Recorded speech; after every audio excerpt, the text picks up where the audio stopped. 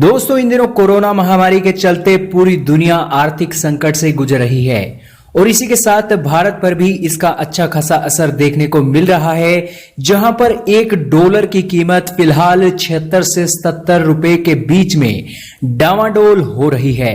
हालांकि इसको देखते हुए एक्सपर्ट्स ने ये अंदाजा लगाया है कि आने वाले अगले महीने के एंड में ये कीमतें और नीचे गिर सकती हैं और $1 की कीमत 80 रुपयों को भी पार कर सकती है। हालांकि दोस्तों, एक्सपर्ट्स का यह भी मानना था कि ये $1 के प्रति जो कीमतें हैं वो $80 के नीचे अभी इसी महीने भी जा सकती थी, परंतु ये बचाव हो गया क्योंकि कच्चे तेल की कीमतें फिलहाल बहुत नीचे गिर चुकी हैं, जिस कारण से उसका इफेक्ट और उसका फायदा भारत की इकोनॉमी को देखने को मिला है। हालांकि दोस्तों, अब कच्चा तेल बहुत तेजी से ऊपर आ रहा है और $11 प्रति बैरल से आज कीमतें बढ़कर $15 प्रति बैरल तक पहुंची हैं। हालांकि दोस्तों, इसी के साथ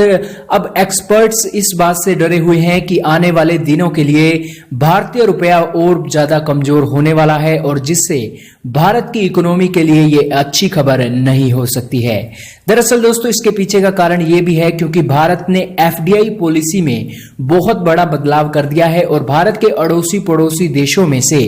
अब कोई भी देश अगर भारत में इन्वेस्टमेंट करना चाहता है तो उसके लिए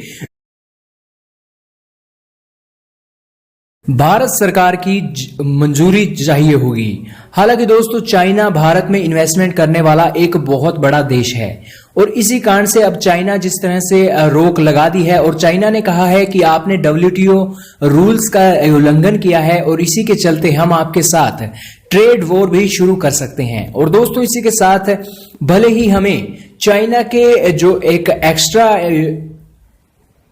इन्वेस्टमेंट है उसको रोकने के लिए चाइना पर ये कड़े रूल लादने जरूर पड़े हैं, परंतु दोस्तों, इन्हीं कड़े रूलों के कारण आज भारत की इकोनॉमी भी खतरे में पड़ गई है। दरअसल दोस्तों, भारत में जितना ज्यादा विदेशी निवेश होगा, भारतीय रुपया उतना ज्यादा चमकेगा। अभी भारत के पास विदेशी निवेश की बात करें तो करीब $385 बिलियन भारत का विदेशी निवेश अभी बचा हुआ है और ये भारतीय रुपए में बदले तो करीब करीब 29 लाख करोड़ रुपए भारत का विदेशी निवेश के रूप में पड़ा है। मगर दोस्तों, चिंता का विषय यह है कि विदेशी अपना पैसा भारत के बैंकों से, भारत के इन्वेस्टमेंट सेक्टर से निकालते जा रहे हैं और इस महामंदी के दौर में 1 लाख करोड़ से ज्यादा का भी शेयर अब तक विदेशी निवेश अपने निकाल चुके हैं और इसी के साथ ये विदेशी निवेश लगातार घटता जा रहा है क्योंकि अब चाइना ने भी अपने विदेशी निवेश को लेकर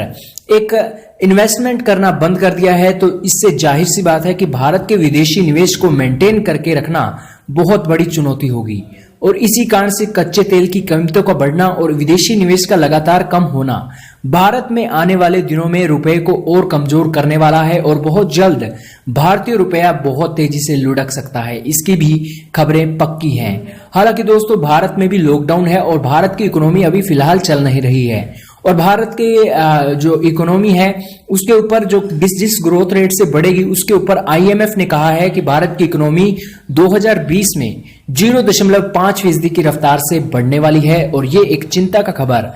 आज भारत के लिए निकलकर सामने आ रही है। परंतु दोस्तों, ये खबर उन ट्रेडर के लिए भी